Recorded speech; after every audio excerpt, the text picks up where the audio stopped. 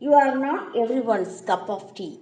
The world is filled with people who, no matter what you do, no matter what you try, will simply not like you.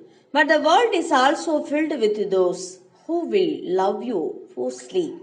The ones who love you, there are your people.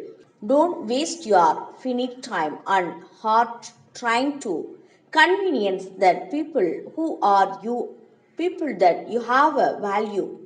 They will miss it completely. They won't buy what you are selling. Don't try to convenience them to walk your path with you because it will only waste your time and your emotional good health. You are not for them and they are not for you.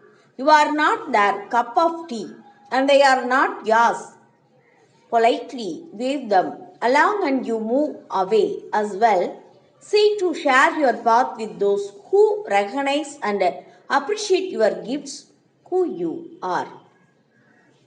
Be who you are. You are not everyone's cup of tea, and that is okay. Have a nice day. People star MS Murthy.